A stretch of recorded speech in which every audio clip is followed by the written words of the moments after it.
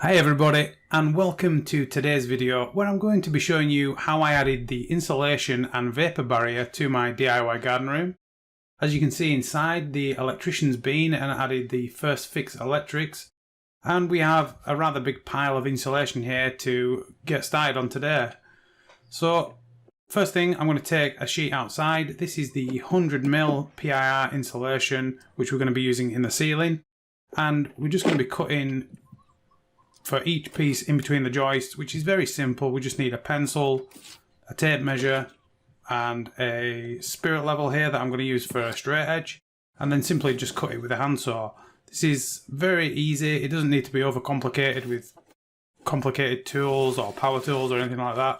The main thing here is just make sure that the measurements that you take are accurate and you're cutting them nice and tight, and then also make sure the cuts are nice and straight. And that's going to help with this first piece that we cut now, but it's also going to help with the next piece you cut, because you're not going to be dealing with like a sloped angle on the edge of the cuts. So you can just measure them and be confident that the measurement that you're cutting is the actual measurement that you're going to end up with. Okay, so once we've cut that, we can go inside and start adding them into the ceiling. Now I'm going to time lapse through this, and we're just going to discuss what's actually happening as I'm fitting them. So you can see all the electrician's wires here, and he did fasten them slightly low down in some cases, so I did end up adjusting them and moving them. There's also instances where you've got to kind of notch out of the back of the insulation to make them fit. Over on the left hand side as well, you can see here that he's gone all the way through the joists, and he's come out about 200 or 300mm there, which was rather inconvenient because I had to cut a channel out of the back of all them sheets. It would have been better if he'd have kept them tied up to the noggin. So if I ever did this again, I would ask the electrician to do it that way. But you know, it is what it is. I had to cut around them. You can also see here that I am cutting out for the lights. You can see the first one on the back right hand side there, and in this next one you can see the hole that I've cut out there. So these were about 150mm, maybe a little bit less square.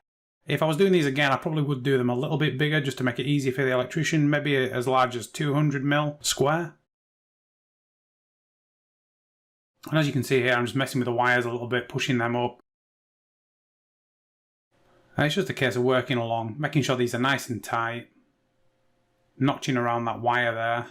And you can also see there's some smaller gaps to the left hand side that go into the fascia and soffit area on the front of the building. And I'm just going to be using some smaller pieces of 100mm just pushed up in there, and that's going to form a tight barrier there that no heat can escape through.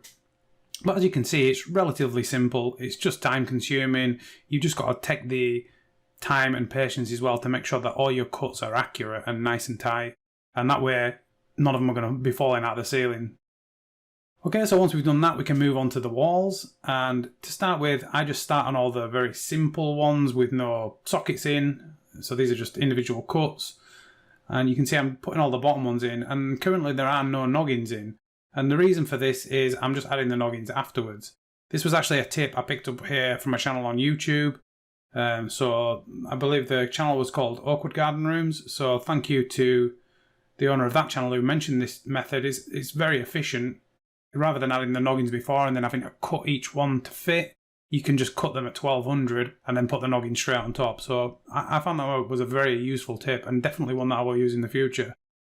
So to fix the noggins, I'm just using my nail gun, 2 nails either end. If you do have a nail gun, hammer and nail is fine, or you can screw them in place. And it's just a case, again, getting these cuts nice and tight, getting the insulation in without any gaps. Any gaps that you do have, we can come along later and fill them with an expanding form. Okay, so once I've done the back wall, I'm on to the other side of the building.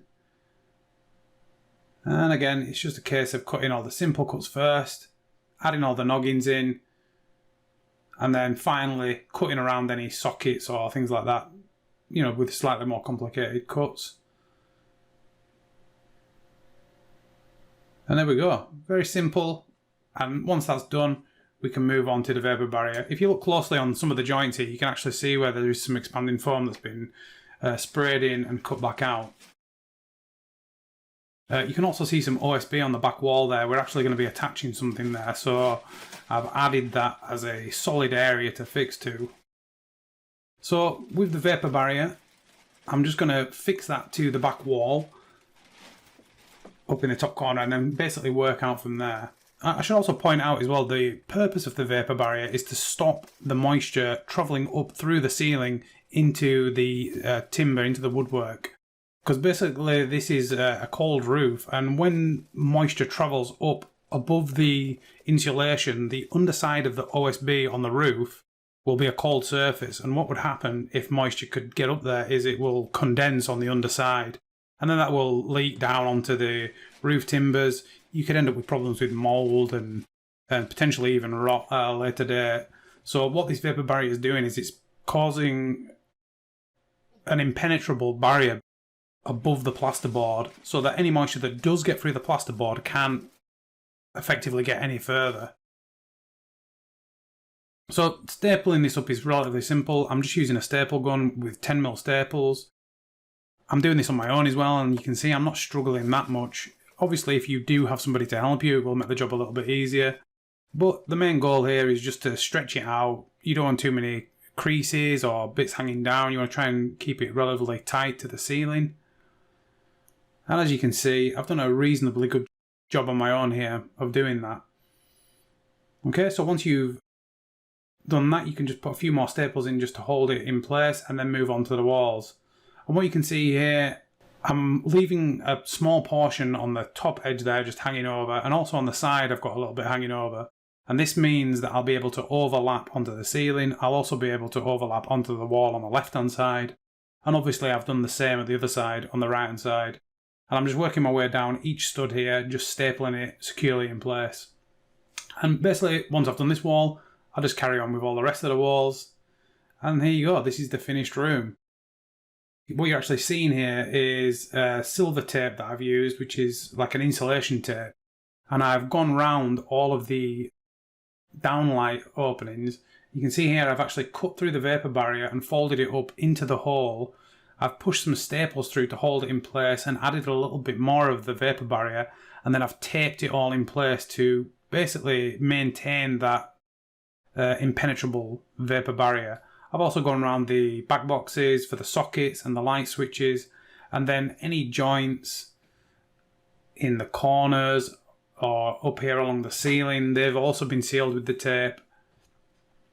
You can see I've done a little bit down here where I'd cut it slightly too short, around the socket, around the light switch. And basically the goal here is just to make it very difficult for any moisture to escape the room through the building materials themselves. So basically the moisture is going to be kind of trapped inside unless you open the window or have some kind of extraction. But yeah, I'm sure you'll agree, it's not a bad job. We're definitely making progress. And basically now this is finished, we can move on to boarding the ceiling, boarding the walls, and that's going to be the next video. So I hope you enjoyed this. If you have any questions, leave them in the comments below, and I will see you in the next video.